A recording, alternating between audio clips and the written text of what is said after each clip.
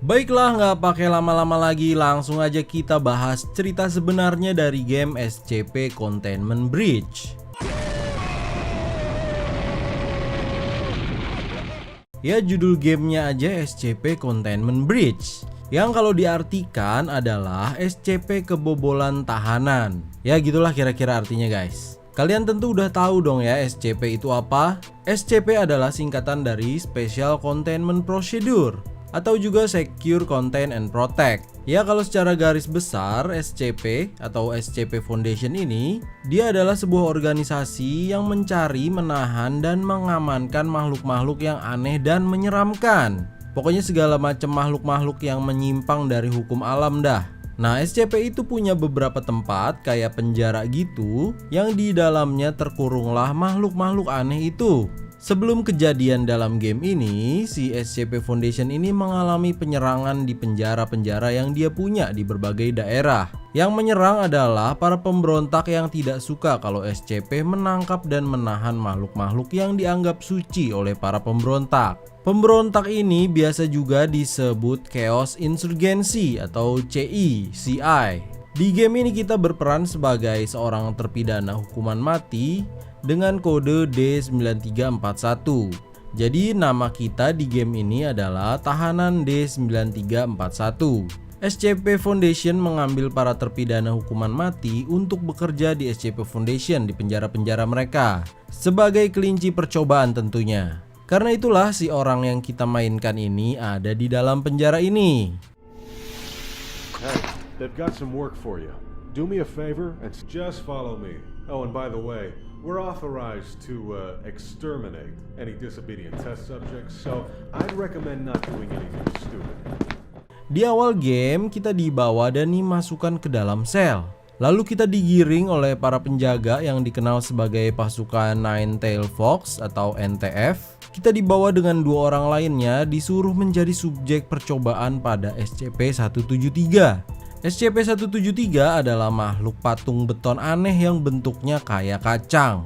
Jangan salah guys, makhluk ini walau kelihatannya cupu, tapi makhluk ini sangat berbahaya guys. Kalau ketemu makhluk ini kita nggak boleh melepaskan pandangan dari dia.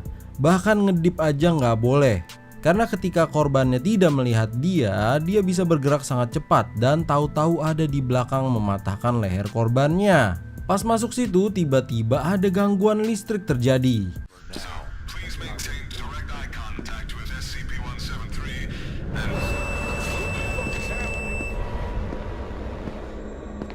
Sepertinya tempat ini sedang diserang oleh pemberontak di luar sana oleh CI. Karena gangguan listrik, pintu ruangan SCP-173 mengalami gangguan juga, jadi nggak bisa ditutup itu pintunya.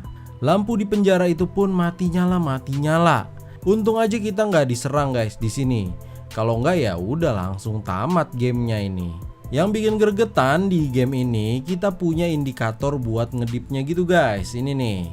Jadi ini di game ini ngedipnya aja mesti diatur gitu ya, kocak juga ini.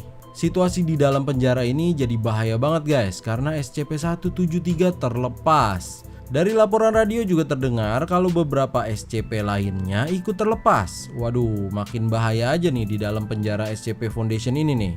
Karena takut terlepas ke dunia luar, sistem lockdown otomatis pun langsung mengunci tempat ini rapat-rapat.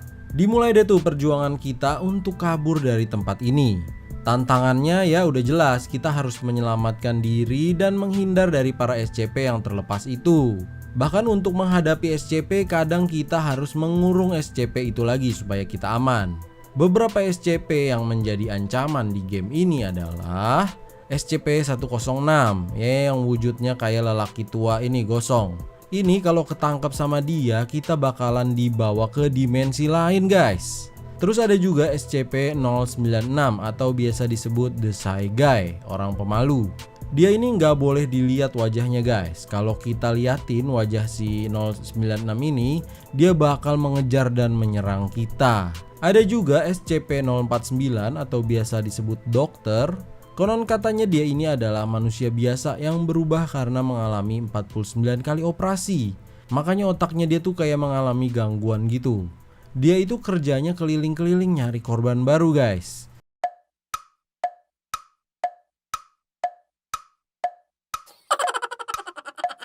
Pas ada orang, modusnya dia pengen nolongin orang itu. Padahal kalau ketangkep sama si SCP-049 ini, kita bakal dibuat seperti dia. Dan yang paling ngerepotin adalah SCP-079. Padahal dia bentuknya tidak menyeramkan. Dia itu merupakan komputer yang memiliki kekuatan super. Gimana coba tuh, komputer jadul tapi memiliki kekuatan super. Si komputer canggih ini bisa mengontrol apa aja asal alat itu bisa dikendalikan secara remote atau dari jarak jauh. Misalnya aja kayak buka tutup pintu yang ada di penjara ini. Belakangan diketahui kalau si SCP-079 ini ternyata dialah yang menyebabkan gangguan listrik di awal game saat kita berhadapan dengan SCP-173. Karena para pemberontak CI, Chaos Insurgency, melakukan hack pada sistem komputer SCP dan memberikan kontrol pada SCP-079, jadilah tuh diacak-acak sama si SCP-079 ini penjaranya guys. Akhirnya pada terlepas deh tuh semua SCP yang ada di sini. Sebenarnya ada banyak banget sih SCP-SCP yang berkeliaran di penjara ini. Jadi kalau kalian ingin dibuatkan video khusus bahas SCP apa aja yang ada di game ini, kalian tulis di kolom komentar ya guys ya. Kalau banyak yang mau, banyak yang request, ya nanti saya bikinin video khusus bahas SCP-SCP di sini. Nah, SCP-079 ini karena dia nggak bisa bergerak, jadinya dia punya keterbatasan.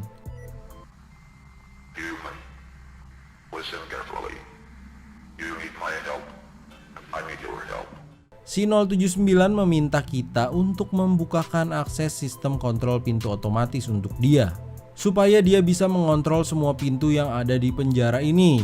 Pada akhirnya setelah membantu dia, nanti si SCP-079 akan membantu membukakan pintu keluar juga untuk kita. Nanti pilihannya mau keluar lewat gerbang A atau gerbang B nih ya, gate A atau gate B. Setahu saya ada 4 ending dari game ini guys. Kan misi utamanya adalah kabur dari tempat ini. Yang pertama kondisinya adalah kita keluar ke gerbang A, tapi belum masukin kembali si SCP-106 ke dalam kurungannya. Nanti si 106 akan ikut keluar lewat gerbang A, tapi di situ dia menjadi pengalihan kita guys untuk kabur. Akhirnya kita bisa kabur lewat jalur bawah dan berujung ditangkap oleh Chaos Insurgency. Kita ditangkap oleh CI. You know too much to let them get you. You're coming with us. Lalu ending yang kedua, kita berhasil memasukkan SCP-106 kembali ke dalam kurungannya. Jadi pas keluar dari gerbang A, nanti kita akan disambut langsung oleh pasukan NTF.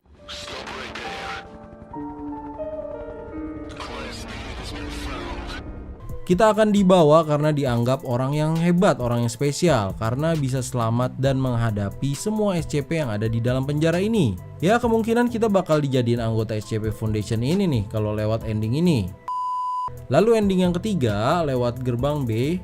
Kalau kita tetap membiarkan sistem bom nuklir aktif, maka nanti saat keluar dari gerbang B akan ada kejadian di mana SCP-682 itu terlepas.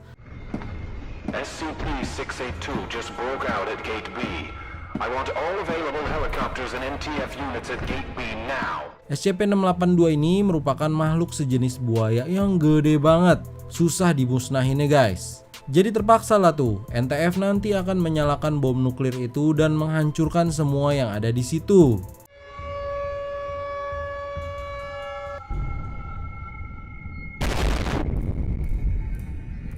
Ya walau di pesan radio yang terakhir ternyata si SCP-682 belum juga tewas setelah dihantam pakai nuklir. Kuat banget ya dia, semacam Godzilla kayaknya dia tuh. Lalu ending yang keempat lewat gerbang B.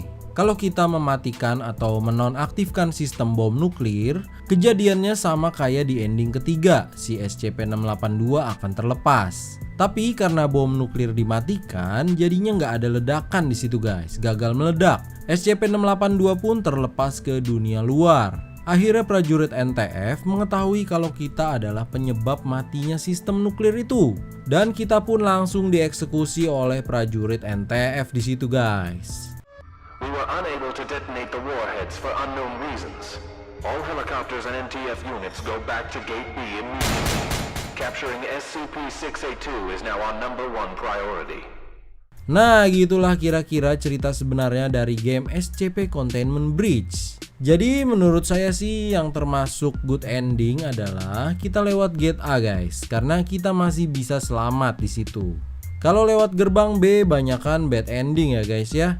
Jadi ya terserah kalian tuh kalau mau main, kalian pilih mana tuh endingnya, terserah kalian. Yang terpenting jangan sampai jadi korban dari para SCP yang ada di penjara itu ya guys. Kalau enggak ya gamenya game over nantinya. Oke guys, kalau ada yang salah dari cerita yang saya sampaikan mohon dimaafkan ya guys ya. Silahkan kalian tulis aja koreksinya di kolom komentar. Kalau kalian ingin bertanya, request atau saran, silahkan juga langsung aja tulis di kolom komentar. Jangan lupa juga untuk like dan share video ini ke semua orang ya guys. Akhir kata tetap positif, tetap semangat. Yuk, dadah, bye-bye.